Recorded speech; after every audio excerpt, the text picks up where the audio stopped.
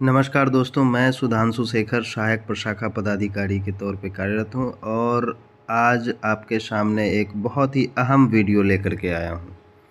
तो इसमें जो है मैं एग्ज़ाम को लेकर के जो साइकोलॉजी है कि आपका जो मन है वो किस तरह से काम करना चाहिए ताकि आप एक सफल इंसान बन सकें इस कंपटीशन के क्षेत्र में।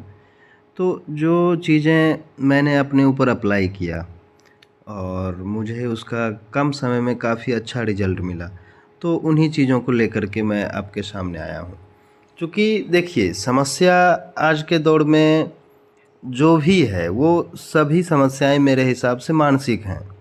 क्योंकि जब आप पढ़ाई कर रहे होते हैं, ठीक है, कोई तो आपको देखने नहीं आ रहा है या फिर घर वालों को तो जानकारी है नहीं कि आज के दौर में क्या चल रहा है, या फिर आप जो भी तैयारी कर रहे हैं तो उसके पीछे आपका दिमाग जो है किस तरह से काम कर रहा है, ठीक है, किस तरह का आप प्रेशर झेल रहे हैं।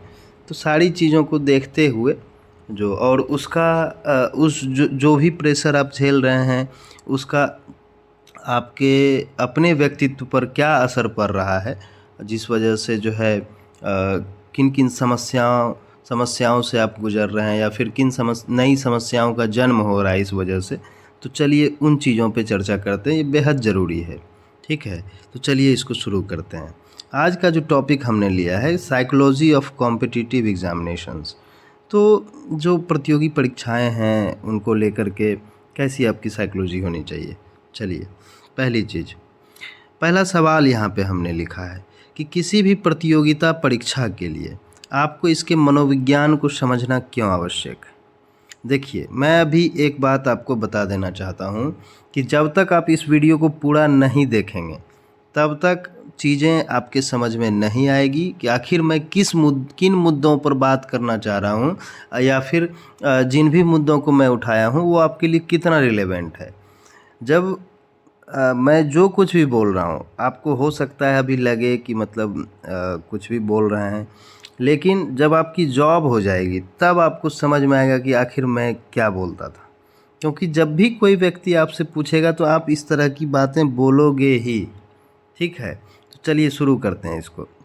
आखिर मनोविज्ञान को समझना हमें क्यों ज़रूरी है, कॉम्पिटिटिव एग्जामिनेशन के पीछे का जो मनोविज्ञान है, चलिए इसको समझिए। तो यहाँ है क्या कि जब भी हम पढ़ाई करते हैं, ठीक है, किसी एग्ज़ाम को लेकर के, तो एक अनावश्यक भय रहता है। ध्यान दीजिएगा, बहुत ध्यान से सुनिएगा मेरी बातों को। अनावश्यक भय क्या है या फिर ये कैसे जनरेट होता है।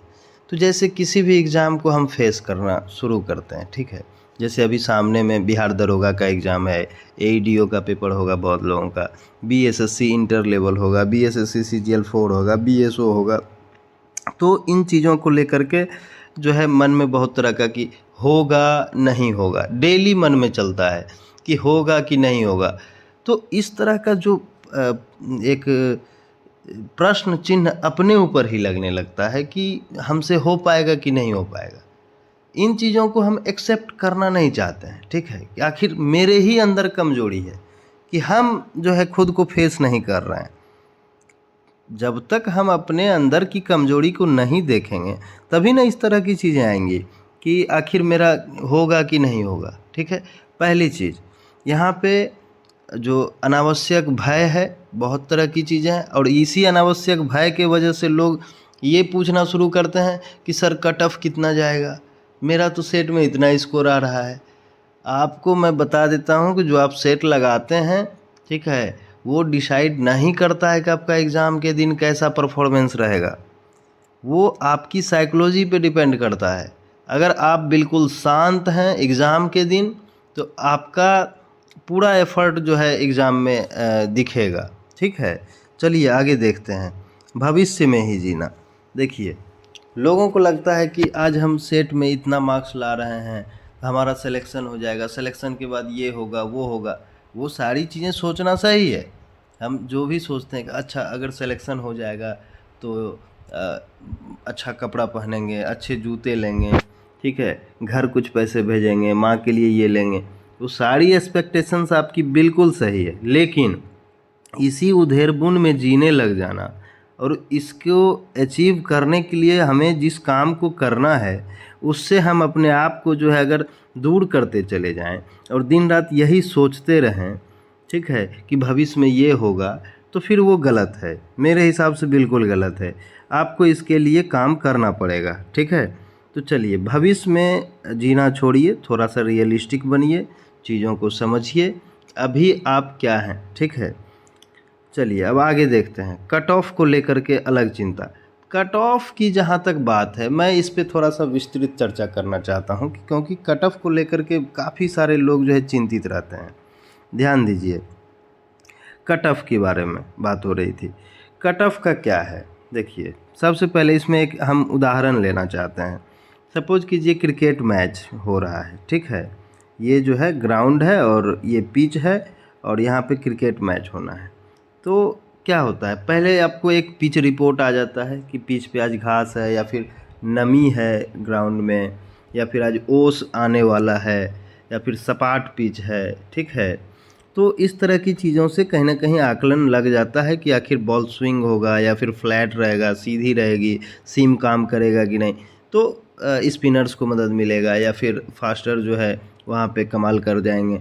तो इस तरह की चीज़ें जो है आपको वहाँ पे समझ में पहले से आ जाती है। लेकिन इन्हीं चीज़ों को अगर हम कॉम्पिटिटिव एग्ज़ाम से रिलेट करें तो आप मान के चलिए कि आपके पास कोई आइडिया नहीं है कि आखिर एग्ज़ाम क्या पूछेगा। ध्यान दीजिएगा, एग्ज़ाम के दिन जब आप जाते हैं एग्ज़ाम देने के लिए तो आपके हाथ में पेपर नहीं है और ना ही आपको ये पता है कि पेपर सेट कौन किया है, ना ही आप उनके मन को जान रहे हैं कि क्या चीज़ सोच करके वो जो है इस तरह का पेपर देंगे, ठीक है।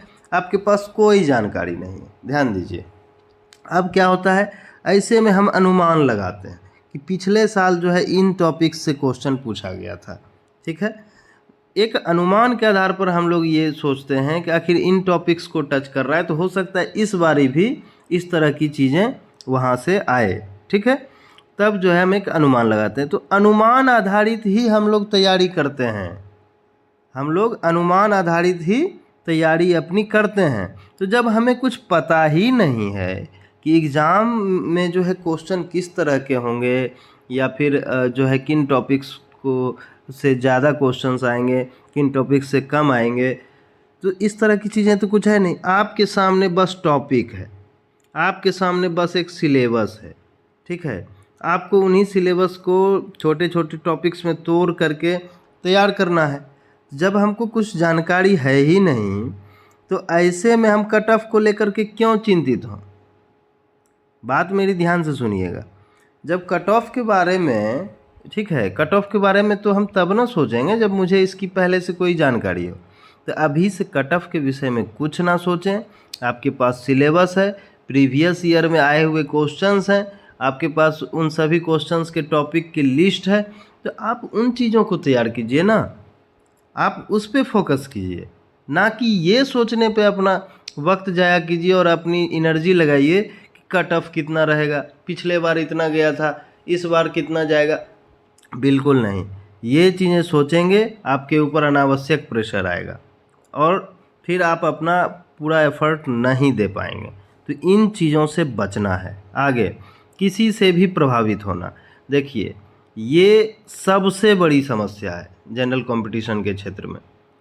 आप सेट प्रैक्टिस करते हैं कहीं भी जाकर के, ग्रुप में कोई और आदमी रहता है, आप देखते हैं कि फला भैया का जो है काफ़ी अच्छा मार्क्स आ रहा है और जो है वो भी तैयारी कर रहे हैं, हमारा तैयारी तो इतना ख़राब है, कैसे होगा। ये चीज़ें सोचते हुए आप जो है सामने वाले से प्रभावित होने लगते हैं कि नहीं वो आदमी ही कर पाएगा, हम नहीं कर पाएंगे। जब आप ऐसे चेज वाले कंडीशन में आ जाते हैं, किसी से खुद को तुलना करने लगते हैं, तब जो है समस्या है। आप तुलना ना करें। कोई भी व्यक्ति अगर काफ़ी समय से तैयारी कर रहे हैं और जो भी तैयारी उनकी है अच्छी हो, बेहतर हो और बेहतरीन हो, ठीक है, लेकिन आप, मेरा जो मानना है, आप जो है किसी भी जनरल कंपटीशन की तैयारी में किसी भी व्यक्ति से जिनकी तैयारी काफ़ी अच्छी है, आप उनसे केवल मैक्सिमम 6 मंथ की दूरी पे हैं। मैक्सिमम 6 मंथ यानी 6 महीने की दूरी पे ही हैं आप, यही समझ लीजिए। अगर आप 0 से शुरू करते हैं तो 6 महीने की दूरी पे हैं। कैसे? तो 6 महीने तक आप एक सही डायरेक्शन में, बिना कुछ सोचे, बिना रिजल्ट के बारे में सोचे, बिना कट ऑफ के बारे में सोचे, बिना भविष्य की चिंता किए, अगर आप 6 महीना दे देते हैं डेडिकेटेड रूप से, मैं ये नहीं कहता हूँ कि इसके लिए आप सब चीज़ छोड़ दीजिए, नहीं, घर परिवार दोस्त सब कुछ साथ साथ थोड़ा सा वक्त निकालिए अपने लिए, अपने ऊपर काम कीजिए, खुद को शांत रखने की कोशिश कीजिए। कैसी भी समस्याएं आ जाए जीवन में, कैसी भी परिस्थितियां आ जाए, अपने आप को शांत रखना है। देखिए कि धीरे धीरे चीज़ें जो है बदलती चली जाएगी, ठीक है। और आपका जो एक मेंटल स्टेटस होगा ना, वो बिल्कुल एक आइडियल मेंटल स्टेटस में जाने लगेगा, समझ गए। तो किसी से भी प्रभावित नहीं होना है। अरे 100-150 टॉपिक है, वहीं से क्वेश्चंस आते हैं, उन टॉपिक्स को कर लीजिए। काहे किसी से प्रभावित होना है कि उसकी तैयारी ऐसी है मेरी नहीं है, ये चिंता बिल्कुल छोड़ दीजिए, तभी सिलेक्शन होगा। अब देखिए कमज़ोर इच्छा शक्ति, इन्हीं चीज़ों की वजह से कमज़ोर इच्छा शक्ति आती है। इच्छा शक्ति आपकी बिल्कुल धीरे धीरे गिरने लगती है। तो इच्छा शक्ति को बढ़ाने के लिए सबसे बेस्ट उपाय है, इच्छा शक्ति पता है कमज़ोर कब होती है? हर आदमी चाहता है कि हम 10 से 12 घंटे डेली पढ़ाई करें। कोई अपने आप से ये नहीं चाहता है कि हम जो है पढ़ाई ना करें, कोई सोचता ही नहीं है। हर आदमी सोचता है कि हम 10 घंटे 12 घंटे मेहनत करें, लेकिन कर नहीं पाता है। सबसे बड़ी समस्या यहाँ है कि कर नहीं पाता है। जब कोई व्यक्ति कोई चीज़ को अचीव नहीं कर पाता है, अपने ही द्वारा लिए गए संकल्प को ज़्यादा समय तक नहीं रख पाता है, या संकल्प को जो है लक्ष्य बनाते हुए उस पर काम नहीं कर पाता है, तब अपने आप में गिल्ट फीलिंग आती है, अपने ही नज़र में व्यक्ति गिरता है। ये चीज़ें नहीं होनी चाहिए। तो इसके लिए सबसे सिंपल तरीका मैं आपको बताता हूँ कि आखिर कमज़ोर इच्छा शक्ति से जो है आप कैसे अपने आप को बचा सकते हैं। तो चलिए, कमज़ोर इच्छा शक्ति के लिए जो है आपको इससे उबरना है। आप डेली टारगेट लेते हैं या कोई रूटीन बनाते हैं और सोचते हैं कि उस पर काम करें, कर नहीं पाते हैं, ठीक है। तो चलिए एक सबसे बेस्ट उपाय मैं बताता हूँ। आप जब भी आपका पढ़ने का मतलब मन करे, या फिर जैसे दिन की शुरुआत होती है, घड़ी जो मोबाइल में तो आजकल स्टॉप वॉच या फिर टाइमर वगैरह रहता है, 10 मिनट का आप एक टाइमर लगाइए। ध्यान दीजिएगा, बहुत बेस्ट उपाय है और ये सबसे ज़्यादा टेस्टेड और सबसे ज़्यादा सक्सेसफुल उपाय है। 10 मिनट का आप एक टाइमर या फिर अलार्म लगाइए, ठीक है। और अपने आप को एक छोटा सा टारगेट दीजिए। कोई 10 गो जो है पॉइंट रखिए कि, या फिर 5 गो बिंदु रखिए, जैसे लूसेंट में दिया हुआ है पीछे विविध में, उसी का 5 गो क्वेश्चन आप उठा लीजिए, या फिर 10 गो उठा लीजिए अपने हिसाब से। बहुत अधिक लेकिन नहीं रखना है। अगर आप 10 मिनट में 10 क्वेश्चन याद कर सकते हैं मैक्सिमम, तो आप 5 ही रखिए टारगेट कि हमको जो है 5 क्वेश्चन को करना है, ठीक है। 5 क्वेश्चन को आप रखिए टारगेट के रूप में, अगले 10 मिनट में मुझे 5 क्वेश्चन को कंप्लीट कर लेना है। उस 5 क्वेश्चन को आप 10 मिनट में कंप्लीट कीजिए। टाइमर लगा दिए हैं, पहला 5 मिनट बिल्कुल नॉर्मल चलेगा, फिर मन करेगा कि एक बार देख लें कितना टाइम बचा है, लेकिन देखना नहीं है, ठीक है। आपको फिर से मन को समझाना है कि नहीं, मुझे थोड़ा और आगे चलना है। 7 मिनट आएगा, थोड़ी और बेचैनी बढ़ेगी। 8 मिनट आएगा और बेचैनी बढ़ेगी। काहे? हमने अपने दिमाग को उसी तरह से सोचने का आदत डाल दिया है, ठीक है। हमारा दिमाग हमको कंट्रोल करने लगा है, ना कि हम कर रहे हैं, ठीक है। जैसे 9 मिनट होगा लगेगा कि अब छोड़ देते हैं, अब जायज़ नहीं है, लेकिन आपको वहाँ पे डटे रहना है, ठीक है। आपको फोकस करना है इस 5 क्वेश्चन पे, जो 5 क्वेश्चन आपने अपने आप को संकल्प दिया है कि हमको 5 क्वेश्चन करना है। आप उस 5 को याद करते रहिए, रिवीजन कीजिए। 10 मिनट हो गया, अब उस 10 मिनट में आपने जो टारगेट लिया था 5 क्वेश्चन करना है, उसको कंप्लीट कर लिए। अब फिर से 2 से 3 बार इसी 10 मिनट में अपने आप को घुमाते रहिए, ठीक है। अगला 5 क्वेश्चन दीजिए और 10 मिनट रखिए। इससे क्या होगा कि धीरे धीरे आपके दिमाग में एक मैसेज जाएगा कि हमने जो लक्ष्य अपने आप को दिया उसको मैंने अचीव कर लिया। फिर इस 10 को बढ़ा करके 15 कर दीजिए, 15 मिनट, ठीक है। 15 मिनट का टाइम लिए, अब 15 मिनट में कुछ अपने आप को टारगेट दिए, उसको अचीव कर लिए। इसी तरह से करते करते देखिए 20 मिनट गए, 25 मिनट गए, 30 मिनट पे गए। एक सप्ताह 10 दिन के भीतर हम एकदम दावा करते हैं कि अगर आप आज कुछ पढ़ाई नहीं कर रहे हैं तो 10 दिन 15 दिन के बाद आप 7 घंटे 8 घंटे 10 घंटे इफ़ेक्टिव स्टडी, मैं घंटे की बात नहीं कर रहा हूँ, ध्यान दीजिएगा, मैंने एक शब्द बोला इफ़ेक्टिव स्टडी। इफ़ेक्टिव स्टडी का मतलब है कि अगर हम 1 घंटा पढ़ने बैठे तो पूरा 1 घंटा तक मेरा ध्यान पढ़ाई पर ही है। क्यों? क्योंकि मेरे पास एक टारगेट है कि इस 1 घंटे में मुझे यहाँ तक पहुँचना है। तो आपका दिमाग बिल्कुल उसी जगह पे रहेगा। बेहद अहम चीज़ है ये, आप लोग इस तरीके को अपनाइए, जीवन में क्रांति आ जाएगी। चलिए अब अगली चीज़ को देखते हैं। अब है निरंतरता की कमी। ये जो निरंतरता की कमी जो हम यहाँ पे एक मुद्दा रेज किए हैं, आप लोग इसको ज़रूर ध्यान में रखिएगा। ये सबके साथ होता है, हर आदमी के साथ होता है। निरंतरता की कमी से निकलने के लिए, खुद को उससे निकालने के लिए सबसे ज़्यादा ज़रूरी है यही चीज़ें यहाँ जो मैंने बोला। आप अपने आप को एक छोटा से छोटा लक्ष्य दीजिए, बहुत ज़्यादा समय का लक्ष्य नहीं बनाना, एकदम आधा घंटा का लक्ष्य, ठीक है, 10 मिनट का लक्ष्य, 15 मिनट का लक्ष्य, जितना आपसे हो पाए उतना ही। अपने आप को बहुत, किसी को हमको दिखाना थोड़ी है कि देखो मैं पढ़ने बैठ रहा हूँ, दिन दिन भर रात रात भर पढ़ रहे, नहीं, हमको दिखाना ही तो नहीं है किसी को, किसी और को क्यों दिखाना। ये लड़ाई जो है ये मेरी खुद की लड़ाई है, किसी से पूछ के हम तैयारी के लिए नहीं आए हैं, ठीक है।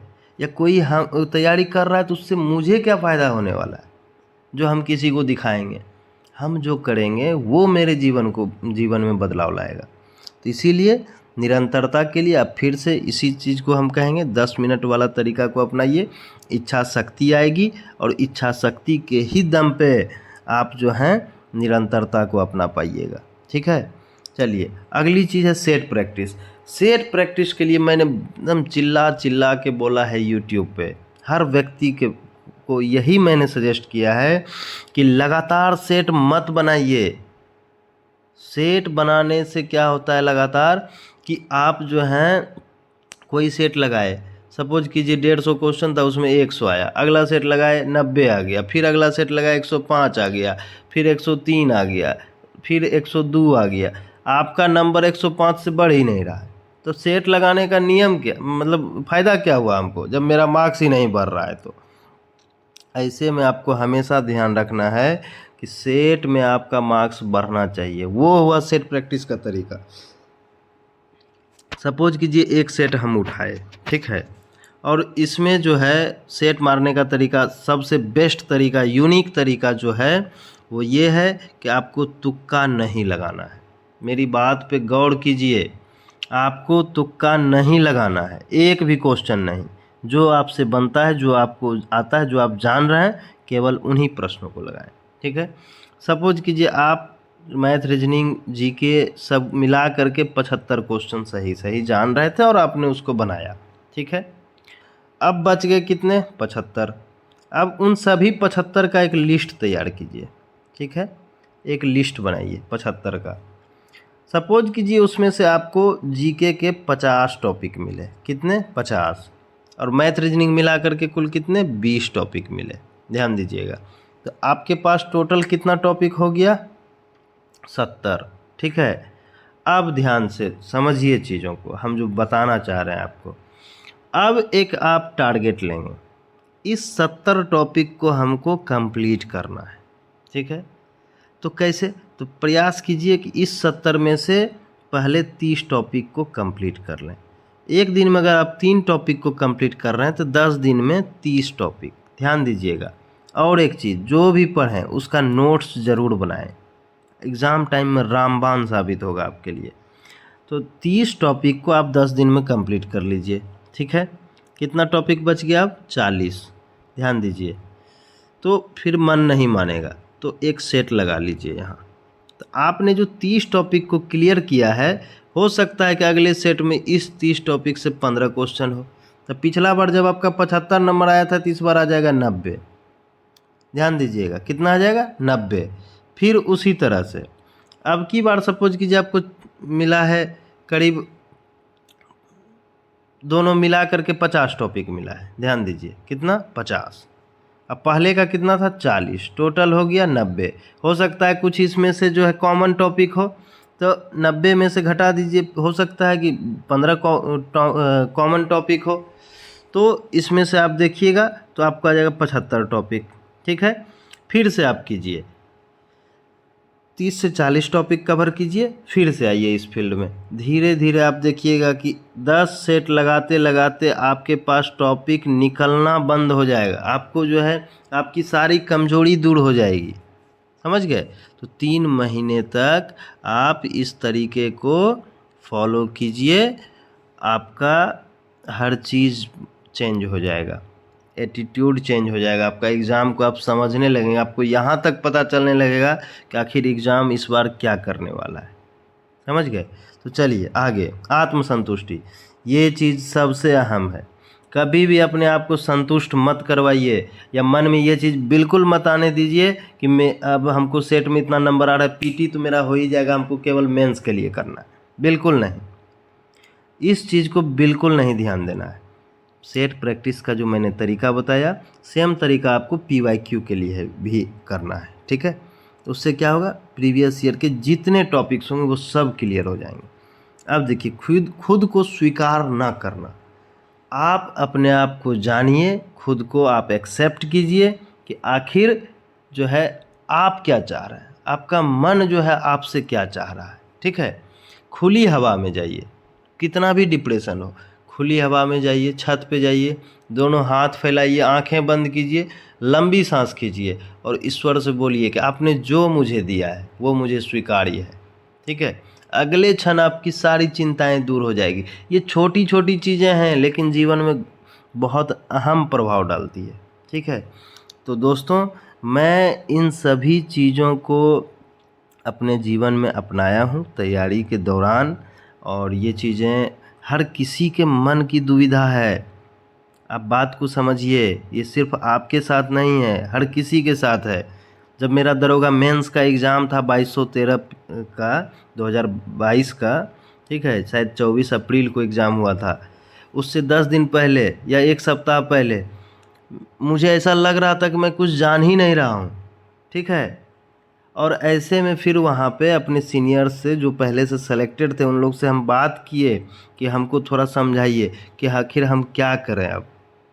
फिर उन लोगों ने बोला कि ऐसा सबके साथ होता है, आज मैं आपको बता रहा हूँ, सबके साथ ये चीज़ें आती है।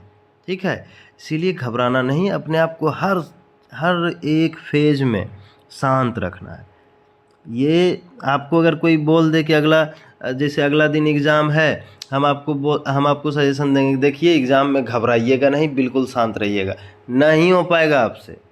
इसके लिए आपको पिछला 3-4 महीने 5 महीने से प्रैक्टिस करना पड़ेगा अपने ऊपर।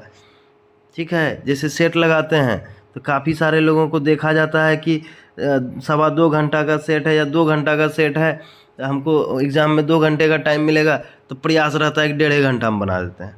1.5 घंटा हम बना के 30 मिनट लेके के जाओगे कहाँ, वो तो तुम हड़बड़ा रहे हो।